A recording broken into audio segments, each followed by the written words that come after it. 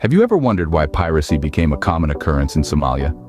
To answer this, we need to journey back to the late 20th century. The Somali government collapsed in the early 1990s, leading to a state of lawlessness that persisted for years. This instability, coupled with the harsh environmental conditions that made agriculture a challenging prospect, pushed many Somalis towards the sea. Fishing became a lifeline for many, a chance at survival amidst the chaos. However, this desperate shift was not without its challenges. As the number of fishermen increased, so did the competition for the limited resources. And when desperation met opportunity, a new, dangerous path emerged. In the face of dire circumstances, some turned to piracy, not out of greed, but out of a need to survive, to protect their livelihoods and their communities. And thus, piracy became a desperate response to desperate circumstances. But why did these fishermen turn to piracy? A significant part of the answer lies in the actions of European countries. From the 1980s, European nations found a convenient and unregulated dumping ground for their waste, the Somali coast. With the absence of a functioning government to enforce environmental protections, toxic industrial waste, radioactive material, and other hazardous substances were dumped into the sea, wreaking havoc on the local marine ecosystem. This illegal waste dumping resulted in a catastrophic decline in the populations of fish and other marine life, which were the main source of livelihood for many Somalis. The livelihoods of these fishermen were decimated, pushing them to the brink. With limited options and a struggle for survival, they were forced to turn to piracy as a means to sustain themselves. So, in a way, these pirates were also victims, their livelihoods destroyed by the actions of foreign powers. Over time, what began as an act of desperation evolved into a full-fledged business. Indeed, the humble origins of Somali piracy lay in a collective effort to protect their fishing grounds from foreign vessels and environmental pollution. But as the years rolled by, this defensive tactic transformed into an aggressive, organized form of high-seas crime. The initial band of ragtag fishermen soon swelled into large-scale pirate organizations.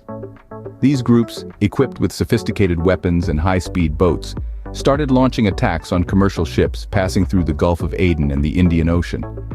The scale of their operations was no longer confined to their local waters.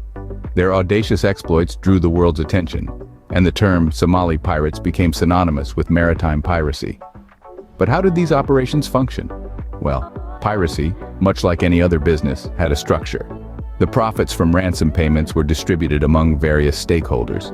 The foot soldiers, the actual pirates, received a lion's share.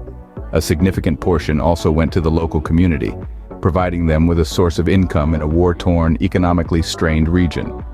Some government officials, too, allegedly had their palms greased. Piracy became an economic lifeline for many in Somalia. It brought in millions of dollars annually, significantly impacting the nation's economy. However, this impact was a double-edged sword, as it also attracted international attention and intervention. Piracy, once a desperate act, had now become a lucrative business. This evolution, however, set the stage for its eventual decline, but that's a story for the next scene. However, this could not continue indefinitely. International attention finally turned towards the issue of Somali piracy.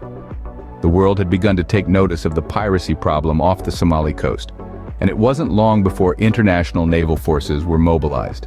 The United States, European Union, and NATO, among others, had sent their naval vessels to patrol the waters of the Gulf of Aden and the Indian Ocean. These naval interventions were not taken lightly. They represented a significant increase in the risk and difficulty associated with piracy. The once lawless seas were now being monitored by sophisticated military technology and trained personnel. The pirates, once kings of the ocean, were now targets of a global effort to restore law and order on the high seas. With the increased risk and decreased profitability, piracy began to lose its appeal. The number of piracy incidents started to drop. In 2012, at the height of Somali piracy, there were 237 attacks. By 2018, this number had fallen to just 7. The golden age of Somali piracy was over. Yet, while the decline in piracy is a positive development, it is important to remember the underlying issues that led to its rise. Poverty, environmental degradation, and a lack of governmental control still persist. The era of Somali piracy was coming to an end, but the issues that led to its rise remain. In retrospect, the story of Somali piracy is a complex one. Born from governmental collapse and harsh environmental conditions, piracy evolved as a survival tactic. European waste dumping exacerbated these issues, crippling the local fishing industry. What started as a protective measure morphed into an organized criminal enterprise, significantly impacting Somalia's economy. However, international intervention eventually led to piracy's decline. While the era of Somali piracy may have ended, it serves as a stark reminder of the interplay between poverty, environmental issues, and global economics.